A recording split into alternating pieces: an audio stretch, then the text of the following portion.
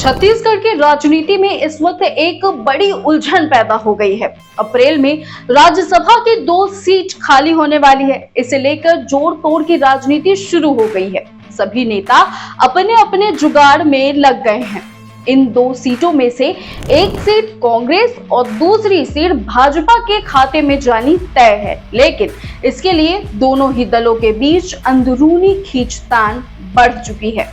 कांग्रेस इस बार अपनी एक सीट पर आदिवासी नेता को मौका देने का मन बना रही है, क्योंकि पार्टी को पिछली बार की गलती का खौफ है, जब उसने छत्तीसगढ़ से बाहर के नेताओं को राज्यसभा भेजा था और पार्टी को उस समय तीखी आलोचना का सामना करना पड़ा था। इसलिए इस बार कांग्रेस प्रदेश के ही किसी नेता को टिकट देने की सोच रही है। आदिवासी समाज से आने वाले नेताओं की चर्चा काफी तेज है। खासकर बस्तर और सरगुजा के आदिवासी नेता को ये मौका मिल सकता है।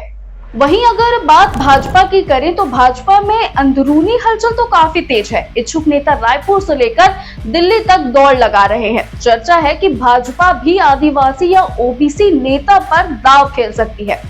अगर किसी कारणवश कोई नेता 2026 मतलब इस अवसर से चूक जाता है तो उसे 2028 तक का इंतजार करना होगा। यानी अगला मौका 2028 में होगा, जब फिर से राज्यसभा की सीटें खाली होंगी। इस खेल में छत्तीसगढ़ से राज्यसभा के 5 सदस्य हैं, जिनमें से 4 सीटें कांग्रेस के पास हैं और 1 सीट भाजपा के पास है। फूलोदेवी नेताम, केटीएस तुलसी, राजीव शुक्ला, रंजीत रंजन और देवेंद्र प्रताप सिंह इस समय राज्यसभा में हैं। राज्यसभा चुनाव का गणित भी बेहद खास है। छत्तीसगढ़ में कुल 90 विधानसभा सीटें हैं और इन सीटों के हिसाब से चुनावी फॉर्मूला भी तय होता है। अगर 2 सीटें खाली हैं तो प्रत्याशी को जीतने के लिए कम से कम 31 विधायकों का समर्थन चाहिए, यानी 31 वोट। इस तरह राज्यसभा चुनाव सिर्फ एक राजनीतिक जीत नहीं, उससे भी बड़ी राजनीतिक कुशलता का खेल है।